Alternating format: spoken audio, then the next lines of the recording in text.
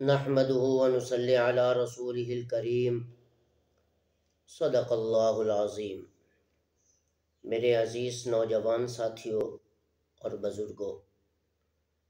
بخاری شریف جو کہ صحائح ستہ کی ایک مشہور و معروف اور لاریب کتاب سمجھی جاتی ہے، اس کتاب میں حدیث نمبر 3472 میں جناب رسول اللہ صلی اللہ علیہ وسلم نے ارشاد فرمایا کہ اے میرے صحابہ، تم سے پہلے جو لوگ گزرے ہیں ان لوگوں میں سے ایک شخص تھا کہ جس نے ایک دوسرے شخص سے مکان خریدا، اور جب اس نے مکان خرید لیا تو اس کے بعد اس نے اپنے گھر کو جب کھولا تو اندر سے خزانہ سونے کا برآمد ہوا جو ایک مٹکے میں وہ موجود تھا۔ تو وہ شخص اس سونے کو جو مٹکے سے بھرا ہوا تھا، جو سونے سے مٹکا بھرا ہوا تھا، وہ لے کر اس فروخت کرنے والے شخص کے پاس گیا اور اسے کہا کہ یہ سونے سے بھرا ہوا مٹکا اپنے پاس رکھو، کیونکہ میں نے آپ سے مکان خریدا ہے، اس سونے کا سودا نہیں کیا۔ کمال درجے کے اس وقت دیانتدار لوگ تھے۔ تو اس شخص نے کہا، جس نے مکان اس کو فروخت کیا، کہ بھائی میں نے آپ کو سارا کا سارا گھر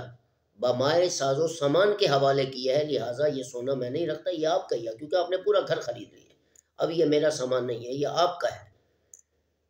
چنانچہ وہ شخص پریشان ہو گیا کہ میں نہ مفتی ہوں نہ عالم ہوں، میں یہ مسئلہ کہاں سے سمجھوں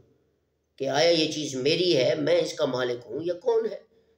چنانچہ وہ دونوں شخص اپنا یہ مسئلہ لے کر ایک تیسرے شخص کے پاس چلے گئے۔ تو اس تیسرے شخص نے کہا کہ آپ کی کوئی اولاد ہے؟ دونوں سے پوچھا، مکان فروخت کرنے والے سے بھی اس نے پوچھا، تو جس نے مکان خریدا اس سے بھی سوال کیا کہ کیا تم دونوں کی اولاد ہے؟ تو ایک نے کہا میری لڑکی ہے اور دوسرے نے کہا میرا لڑکا ہے۔ چنانچہ فیصلہ کرنے والے نے کہا کہ لڑکے کا نکاح لڑکی کے ساتھ کر دو اور ان دونوں کی آپس میں شادی ہو جائے گی، یہ دونوں اکٹھے رہیں گے، اور سونا ان دونوں پر خرچ کر دو اور اس کے علاوہ کچھ صدقہ اور خیرات بھی ان پر خرچ کر دو۔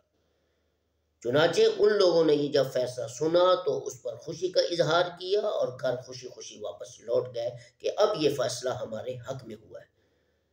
تو یہ واقعہ سنانے کا مقصد یہ ہے میرے بھائیوں، اس زمانے میں لوگ بڑے دیانتدار ہوا کرتے تھے، امانت میں خیانت نہیں کرتے تھے۔ اب دیکھو اس نے پیسے بھی بھر لیے، مکان بھی خرید لیا، اور جو کچھ اس کے اندر برآمد ہو رہا وہ کہتا ہے میرا نہیں ہے، یہ اس فروخت کرنے والے کا ہے، کیونکہ میں نے تو گھر کی قیمت لگائی ہے، میں نے اس کے اندر سامان کی تو نہیں۔ اب ہمارے ہاں 1 روپیہ بھی زمین پر مل جائے وہ بھی اٹھا کر کھا لیتے ہیں، یہ بھی نہیں پوچھنے گوارا کرتے یہ کس کا ہے، حرام کھانے میں لگے ہوتے ہیں، دیانت داری تو ہے ہی نہیں ہماری زندگی میں، اس لیے آج دنیا میں ہم پریشان ہیں۔ تو ہمیں چاہیے کہ یہ واقعہ سن کر ہم بھی ایسے امانت دار اور دیانت دار بننے کا ثبوت دیں، تاکہ زندگی میں بھی ہمارا ایک نام بن جائے، لوگوں کے ہاں عزت ہو، اور مرنے کے بعد بھی سینکڑوں سال تک لوگ ہماری دیانت کی اور امانت کی وجہ سے ہمیں یاد کرتے رہیں۔ السلام علیکم ورحمۃ اللہ وبرکاتہ۔